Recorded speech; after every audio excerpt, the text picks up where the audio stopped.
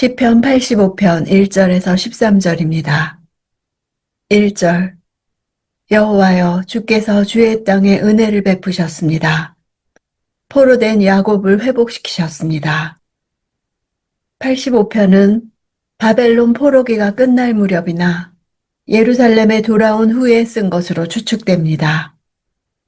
영원히 끝날 것 같지 않았던 포로 생활에서 하나님의 은혜로 고국으로 돌아올 수 있게 되었을 때 이스라엘 백성들은 선지자들이 제시한 새로운 시대가 곧 이루어질 것이란 기대와 소망을 가지고 있었습니다.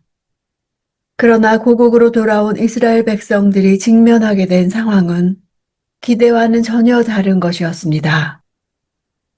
대외적으로는 여전히 주변 강대국의 압박으로부터 자유롭지 못했고, 내부적으로는 이방인들의 통혼과 그로 인한 우상숭배 등의 문제, 치안 질서가 정립되지 못함으로 인한 죄악의 문제, 신앙적, 사회적, 경제적 문제와 모순이 산적한 상태에 놓여 있었습니다.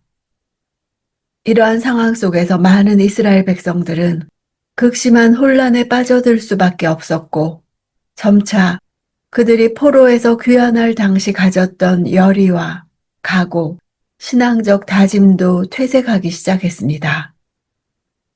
본 시는 이러한 역사적 배경 속에서 지어진 시입니다. 2절. 주의 백성들의 죄악을 용서하셨고 그 모든 죄들을 덮어주셨습니다. 셀라. 포로 귀환이 의미하는 하나님과의 관계 회복에 대해 보다 구체적으로 죄의 용서라고 표현합니다. 포로에서 회복시키신 것은 언약적인 것으로 어긋난 관계 회복에 초점이 맞춰집니다. 용서하셨다는 원문으로 치워버리다, 제거하다 라는 뜻입니다. 하나님의 용서는 하나님으로부터 내려오는 일방적인 은총이며 하나님의 절대적 주권에서 말미암은 것입니다. 3절. 주의 모든 진노를 거두셨고 주의 극한 진노를 돌이키셨습니다. 주의 극한 진노라는 표현은 하나님의 백성들의 죄악에 대한 하나님의 진노의 깊이를 잘 보여줍니다.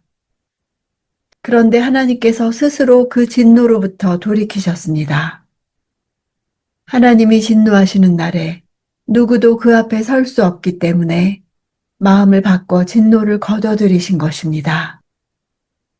4절. 오 우리 구원의 하나님이여, 우리를 회복시키시고 우리를 향한 진노를 거두소서. 이스라엘은 약속의 땅으로 돌아갈 때만 해도 과거 다윗이나 솔로몬 때와 같은 회복과 부흥의 역사를 기대했습니다. 그러나 그들이 돌아온 직후 경험한 것은 파멸로 인해 폐허가 된 성전과 성벽 터밖에 없었습니다. 그리고 그 땅에 남아있는 하나님의 백성들은 예루살렘 주변에 무수히 많은 이방인들과 대적들의 공격과 박해로 편할 날이 없었습니다.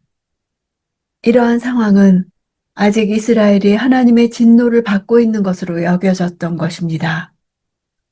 하나님의 진노가 완전히 풀려야 온전한 회복이 이루어질 것입니다.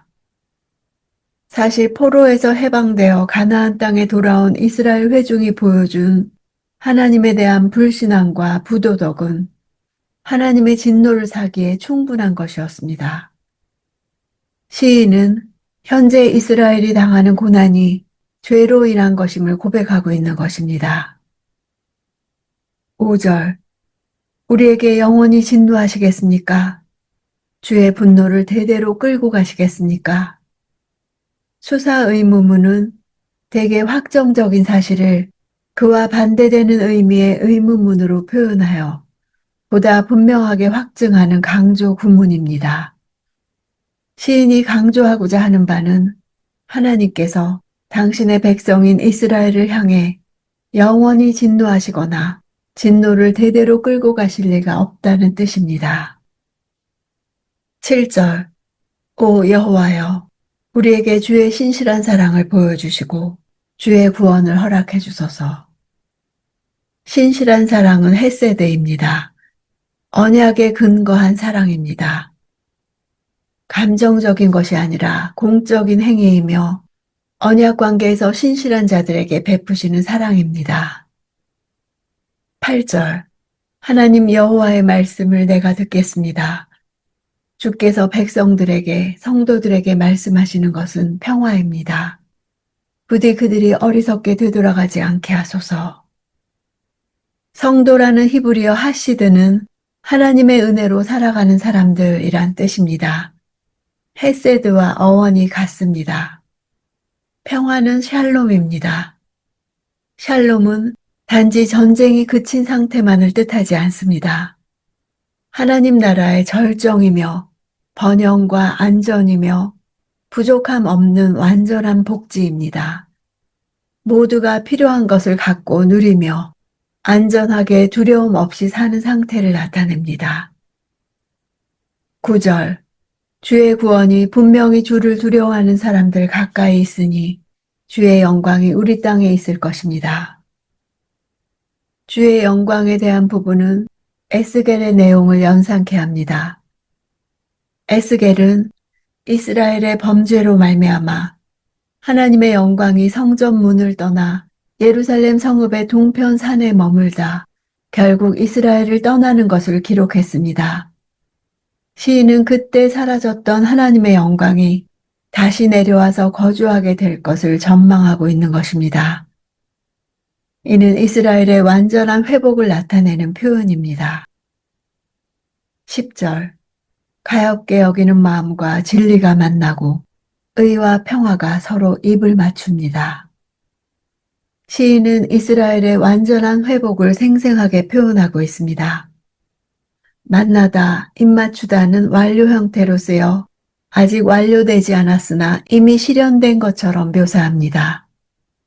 가엾게 여기는 마음은 헤세드입니다. 헤세드와 진리가 만나고 의와 평화가 서로 입맞춘다는 것은 네 가지 하나님의 은혜가 충돌을 일으키지 않고 완벽하게 조화를 이루며 온전히 구현된다는 뜻입니다. 즉 하나님의 성품이 이 땅에서 완전히 실현될 것을 확신하고 있습니다. 11절 진리가 땅에서 샘솟고 의가 하늘에서 내려다볼 것입니다. 하나님과 인간, 인간과 자연 모두가 조화를 이루는 부족함 없는 샬롬의 시간입니다. 진리와 의가 온전히 구현된다는 것은 선지자들의 오랜 바람이며 메시아가 다스리는 세상의 대표적 특징이기도 합니다. 시인은 바로 이와 같은 일이 이루어질 것에 대하여 찬양을 올리고 있는 것입니다. 13절 의가 주 앞에 가서 우리를 주께서 걸으시는 길에 둘 것입니다. 의가 주 앞에 간다는 말은 왕의 행진을 떠올리게 하는 표현입니다.